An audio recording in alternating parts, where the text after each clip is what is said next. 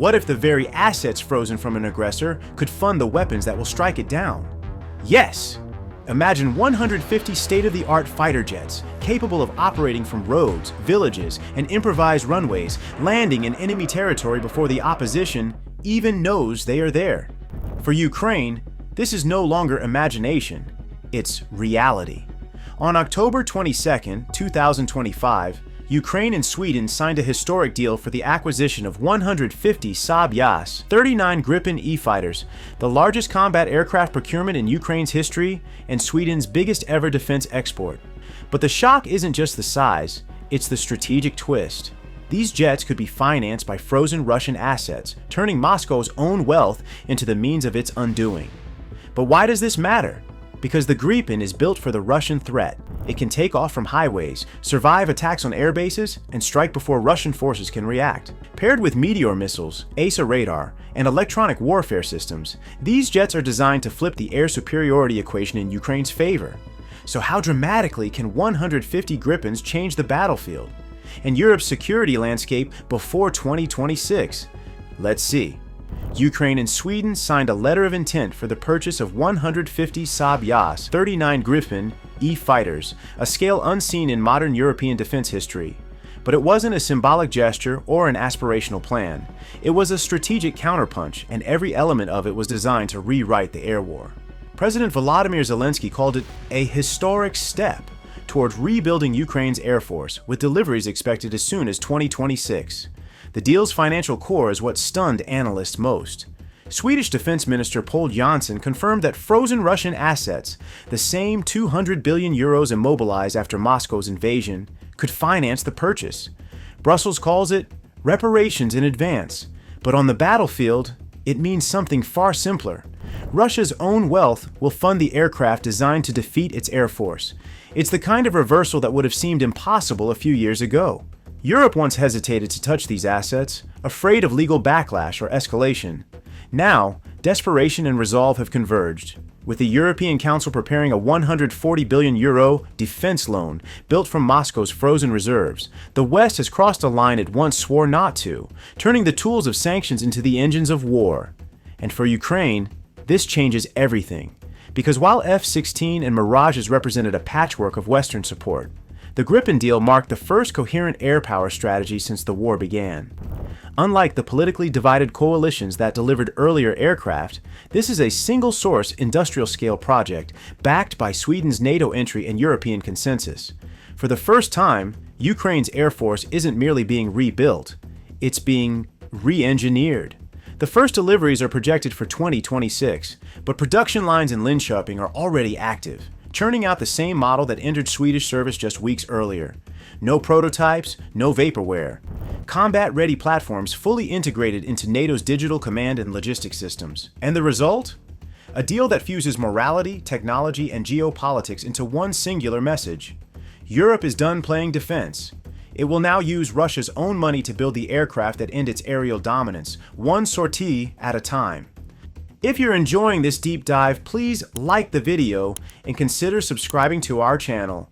Your support helps us bring more global insights. Now, back to the video. Long before Ukraine's war began, Sweden had already spent decades studying how to survive a Soviet strike. The result was not just an aircraft, but a doctrine, a survival system disguised as a fighter jet. When the Cold War ended, the world forgot those lessons, but Sweden didn't. Its engineers at Saab kept refining a fighter that could fight, land, refuel, and take off again, without an air base. While other nations built their air forces around massive infrastructure, the Swedes built theirs around mobility. Now that exact philosophy is Ukraine's salvation.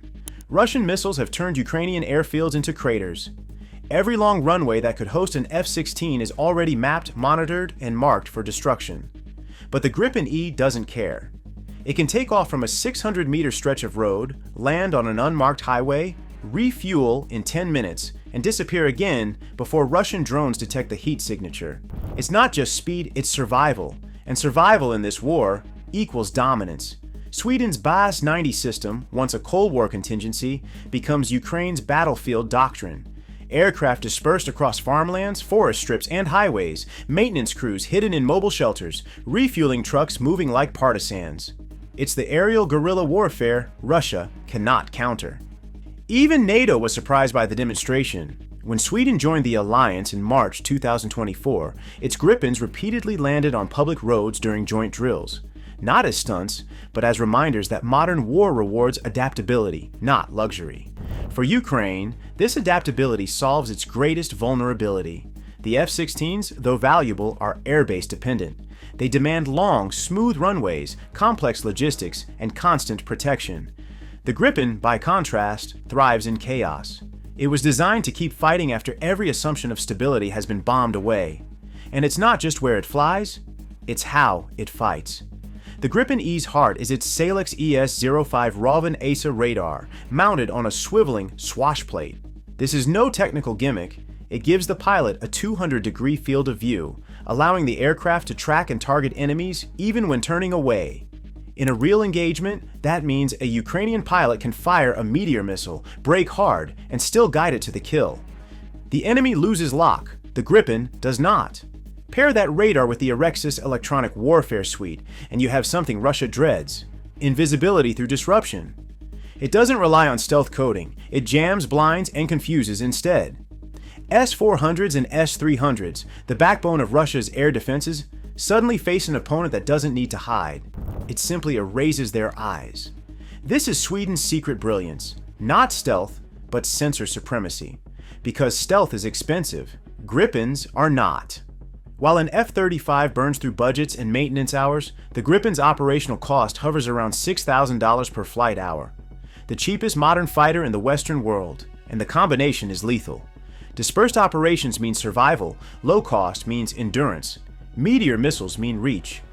When those three converge, Russia's numerical advantage collapses. A single squadron of Gripen E's can cover half of eastern Ukraine's skies, projecting deterrence far beyond the front line. It's not just another fighter, it's a concept of war reborn, one perfectly calibrated for Ukraine's geography, economy, and threat environment. And yet, the true brilliance of this aircraft isn't only tactical, it's strategic, because every Gripen Ukraine flies tells the same message to Moscow. You can bomb our bases, but you can't bomb our will. Air superiority isn't won by numbers anymore. It's won by networks, sensors, and missiles that think faster than pilots. And in that contest, the Gripen E isn't just competitive, it's predatory.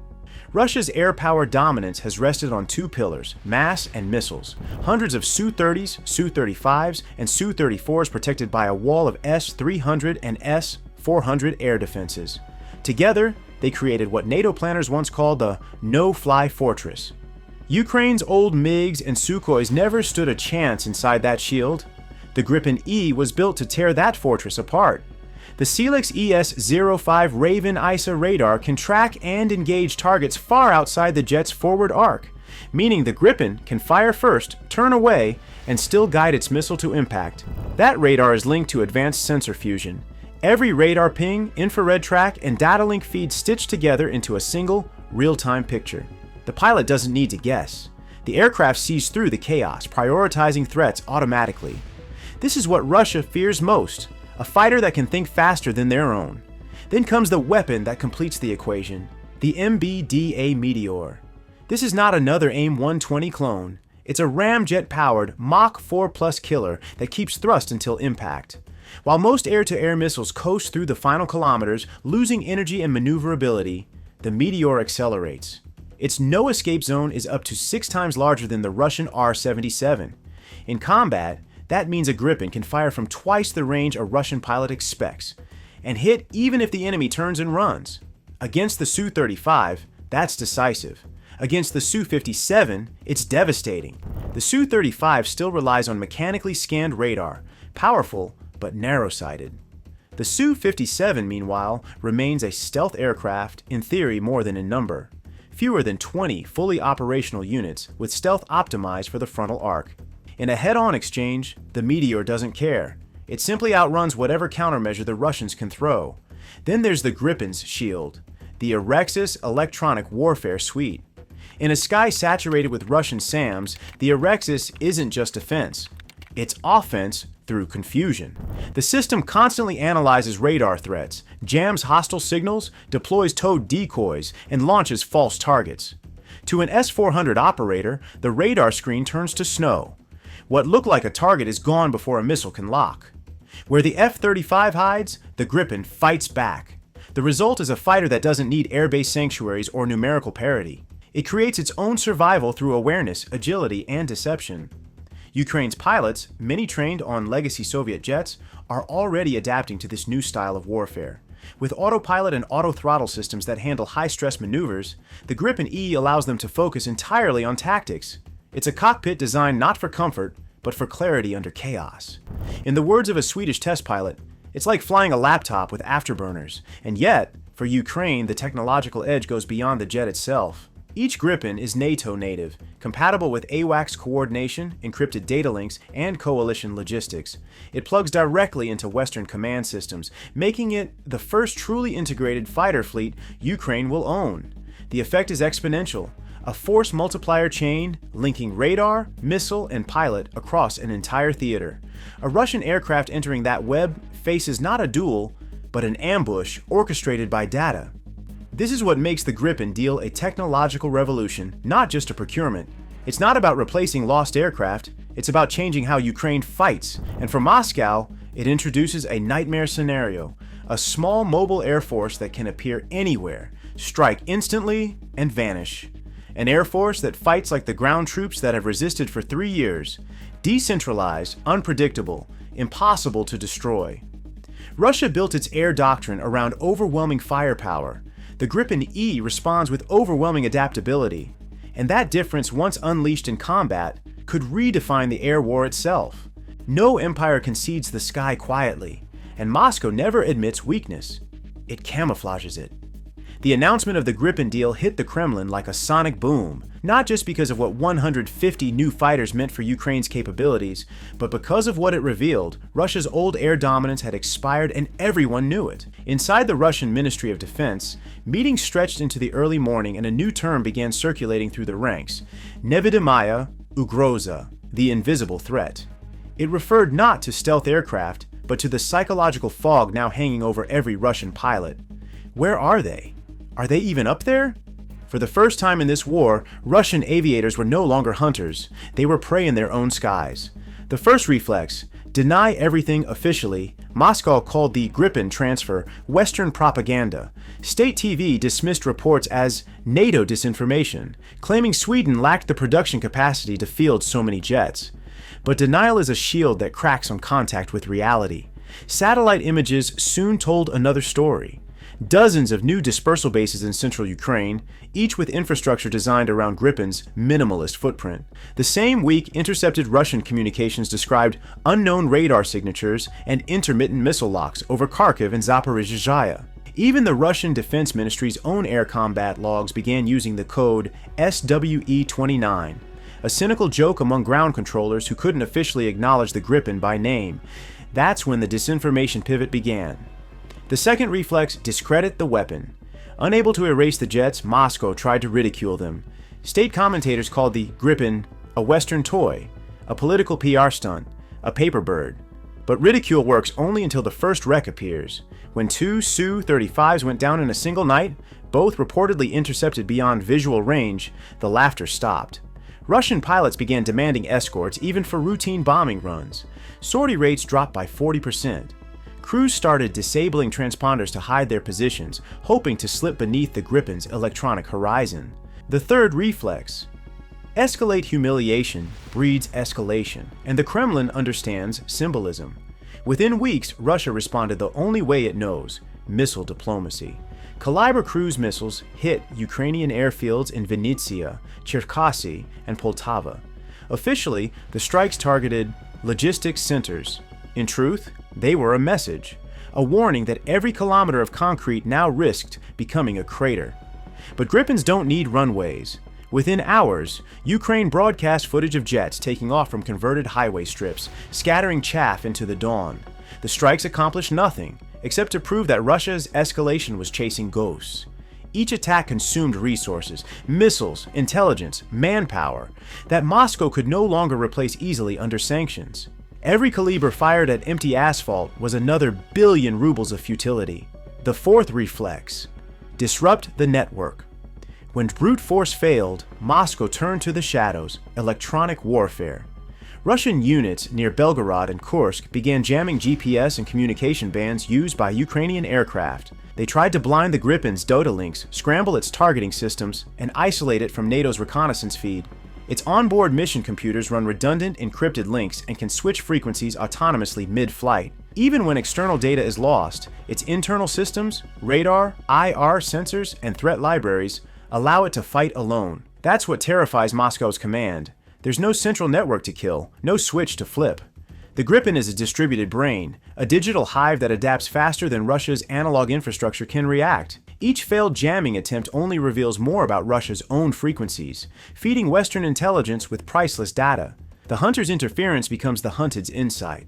The fifth reflex, political manipulation. Unable to stop the Gripens militarily, Moscow sought to divide Europe politically. It began a covert media campaign to undermine Sweden's neutrality narrative, claiming Stockholm had abandoned its traditions and become a NATO vassal. Russian bots flooded European social media with messages questioning the legality of using frozen assets to fund arms transfers. The goal wasn't persuasion, it was paralysis. If Europe doubted itself, the flow of weapons could stall. But the opposite happened. Sweden's domestic support surged, not weakened. Polls showed 78% approval for the Gripen deal after Russian threats intensified. For many Swedes, this wasn't escalation. It was affirmation. The world's most neutral nation had finally chosen a side, the side of freedom. Behind closed doors, the Russian Air Force faced a crisis no propaganda could hide. Training hours plummeted as pilots conserved fuel. Maintenance delays stretched into months due to shortages of Western components. Wrecks of Su-30s and Su-34s appeared in fields across southern Russia. For Russian air crews, the psychological toll was immense. They flew shorter missions, avoided contested zones, and sometimes refused takeoff orders. Internal reports leaked to independent Russian journalists described a new nickname whispered on air bases. 10 na vetru, the shadow in the wind. That's what they now call the Gripen. Because you couldn't see it coming, but you always knew it was there. In the end, Russia's response to the Gripen wasn't just military, it was metaphysical. The Kremlin's power has always relied on perception, the myth of control, the illusion of inevitability. But the Gripen broke that illusion. It showed that Russia's dominance could be undone not by numbers but by adaptation, by technology that refuses to play by imperial rules. And that's why Moscow's fury feels almost personal. Because for the first time since 1945, the Russian state finds itself fighting not only an army, but an idea. That small nations armed with intelligence and courage can neutralize empires. The Gripen doesn't just challenge Moscow's air superiority. It dismantles the psychological architecture of fear that once held Europe hostage. And that, more than any missile, any dogfight, any destroyed base, is the wound the Kremlin cannot heal. For decades, the continent's security was defined not by its own will, but by American bandwidth. Washington decided the tempo of defense. Europe followed. The Eurofighter, the Rafale, even NATO's command structures all orbited around a gravitational center called the Pentagon. But when Sweden, a nation that spent a century outside alliances, chose to arm Ukraine with 150 Gripen fighters built from European metal, funded by Russian money and flown by Ukrainian pilots, something shifted. It wasn't just a deal. It was Europe's first independent military act of the 21st century. Europe's dependence on the US has long been its quiet shame. The F-16 and F-35 fleets scattered across NATO skies are testaments to that. Brilliant aircraft, yes, but also symbols of reliance.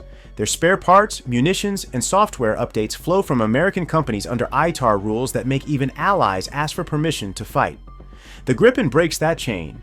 Every bolt, every code, every radar pulse is European-owned and European-controlled. When EU officials confirmed that the Gripen-Ukraine deal would be financed through frozen Russian assets, it wasn't just financial ingenuity, it was a political rebellion. For the first time, Europe is arming itself with its own tools on its own terms against a common threat.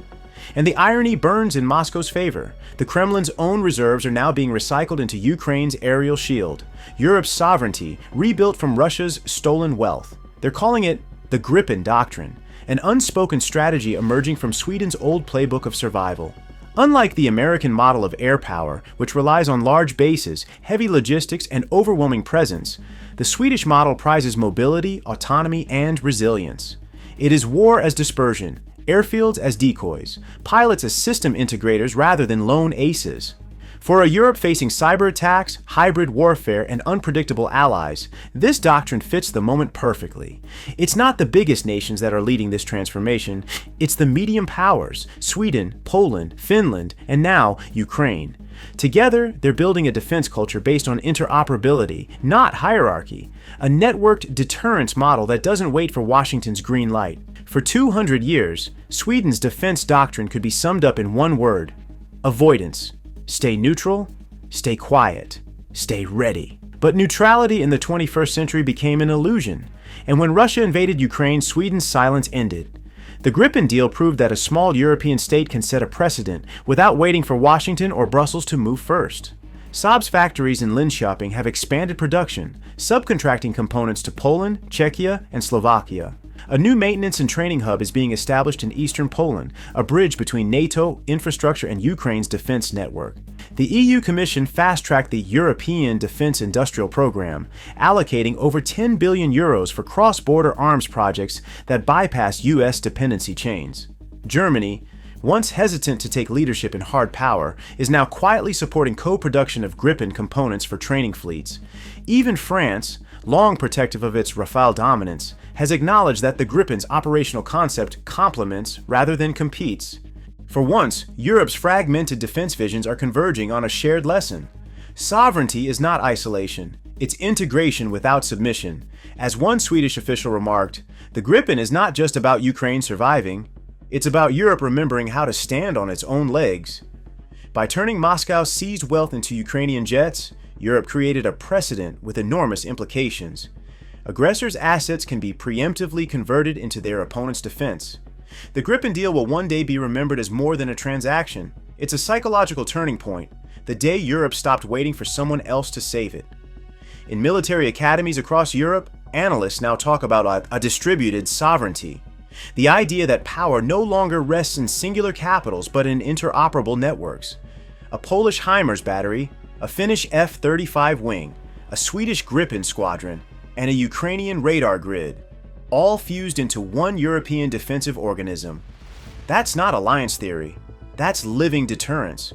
And as the Gripens rise over Eastern Europe, their roar carries a quiet message to both Washington and Moscow alike. Europe has returned, not as a follower, not as a fortress, but as a force. So what happens when 150 Gripens take flight, bought with Russia's frozen billions, flown by Ukraine, and backed by Europe's awakening will? Does this mark the end of Russian air dominance, or the beginning of a new Europe that no longer waits for America to lead? Every roar of a Gripen engine now asks Moscow the same question it has long avoided. What if the next great power shift doesn't come from Washington, but from the highways of Ukraine? Because this deal isn't just a contract, it's a warning, a promise, and a prophecy that the sky once lost can be taken back.